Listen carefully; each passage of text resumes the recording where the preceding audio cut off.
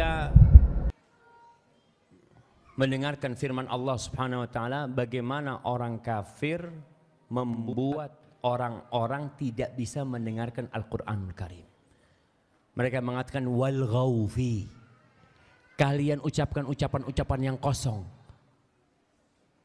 Ucapan-ucapan yang tidak berguna. Supaya orang itu meninggalkan Al-Qur'anul Karim. Disebutkan salah satu gaya orang-orang Arab itu dengan menyanyi-nyanyi.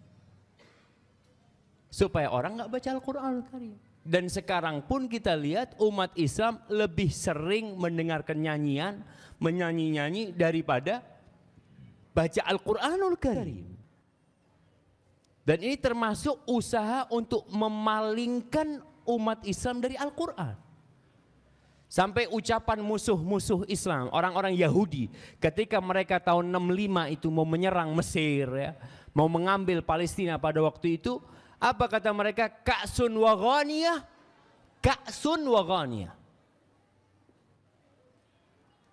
Satu gelas minuman dan satu biduan.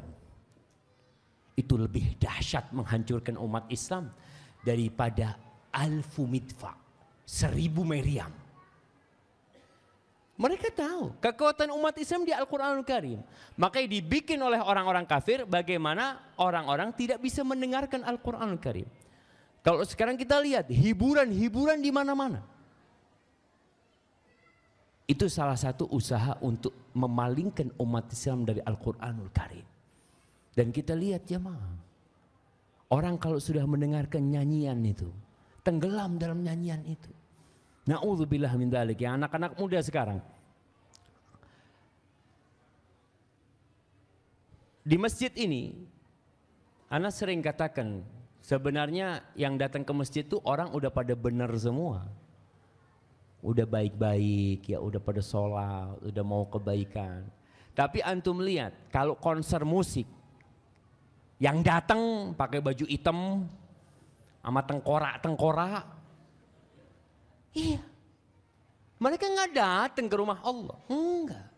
Mereka lebih cinta dengan yang seperti itu. Dan itu banyak di negeri kita. Acara-acara di televisi yang membuat orang meninggalkan Al-Quranul Karim.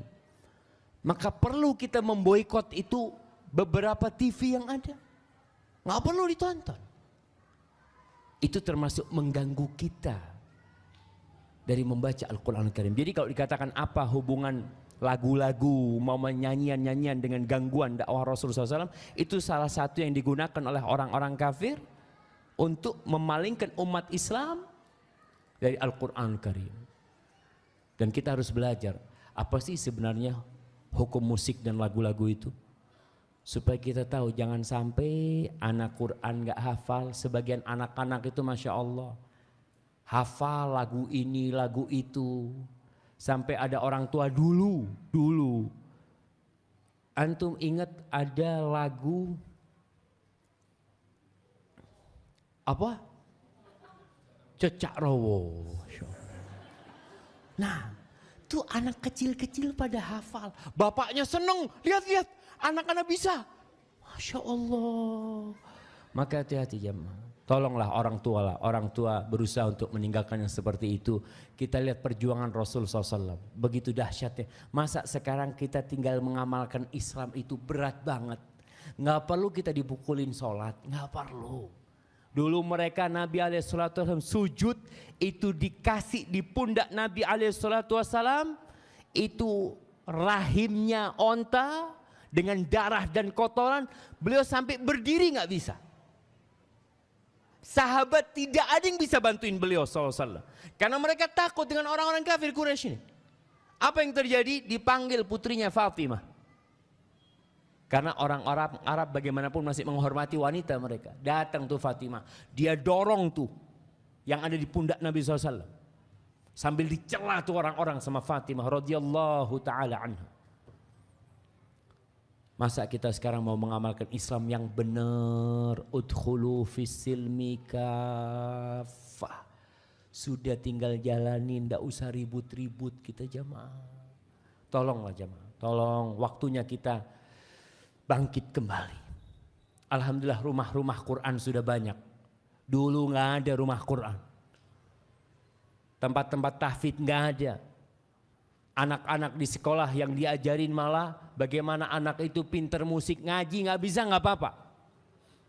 Yang penting bisa musik. Bahkan kesenian yang ada seperti itu di berbagai sekolahan ya.